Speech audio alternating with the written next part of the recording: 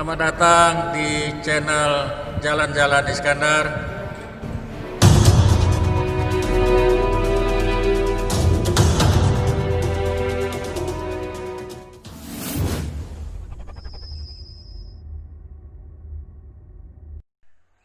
Assalamualaikum, jumpa lagi para sahabat di channel Jalan-Jalan Iskandar. Perjalanan kita pagi ini sampai di Seminari Mataloko.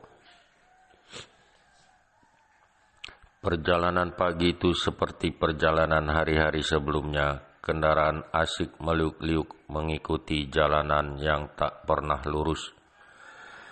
Berbelok ke kiri dan ke kanan mengikuti alur perbukitan sepanjang perjalanan. Di sisi jalan yang satu jurang, sementara sisi jalan yang lain bertebing, tanpa pagar pengaman kecuali tanaman perdu.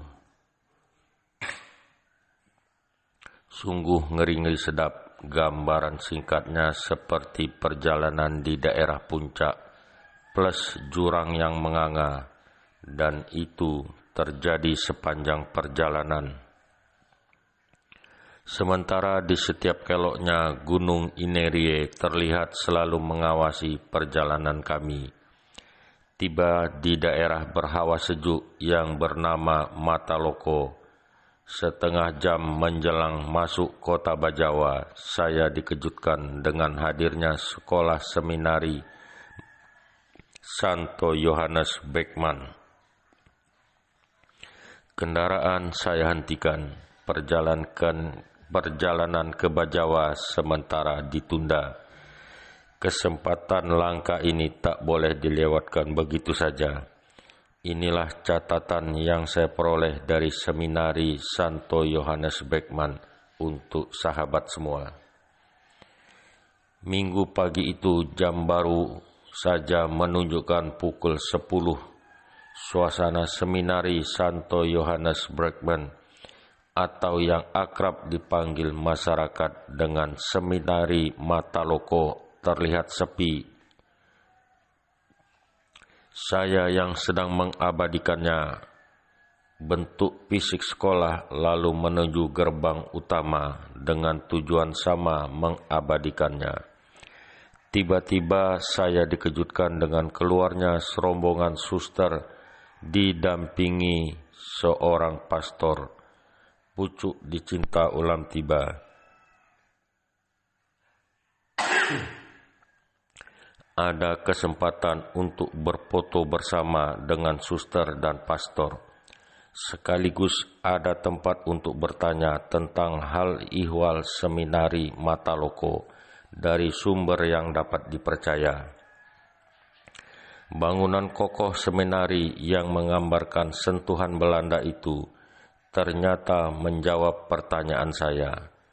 Ternyata Seminari Mataloko didirikan pada tanggal 15 September 1929 dengan visi melahirkan siswa yang unggul dalam hal pengetahuan, sayinta, kekudusan, santitas, kesehatan, sanitas, kebajikan, sapienta, dan kehidupan sosial, sosialitas.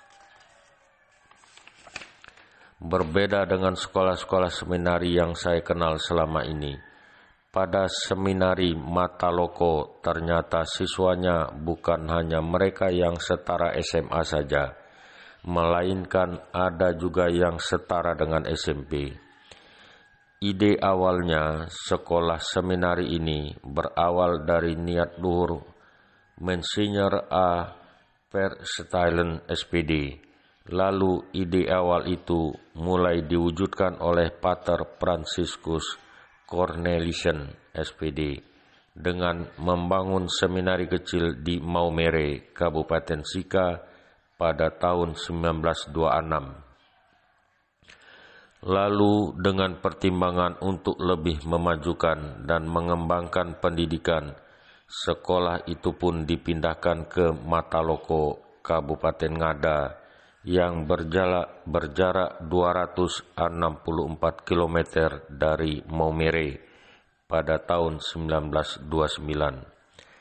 Dengan peristiwa perpindahan lokasi ini, maka tanggal 15 September 1929 dinyatakan sebagai titik awal seminari Santo Yohanes Bergman Mataloko. Dengan begitu, hingga kini sudah 19 tahun usia seminari Mataloko. Seminari Mataloko adalah seminari tertua di Flores dan seminari nomor 2 di Indonesia setelah seminari Martoyudan di Jogja. Ribuan alumnus telah dilahirkan, tak terbilang pastor sudah dihasilkan, dan 16 uskup yang telah dilahirkannya. Agaknya hal demikian akan tetap berlangsung selama seminari ini tetap eksis dalam pendidikannya. Demikian kisah perjalanan kita kali ini. Kita akan berjumpa lagi pada perjalanan yang berikutnya dengan kisah yang tidak kalah menariknya. Assalamualaikum. Merdeka.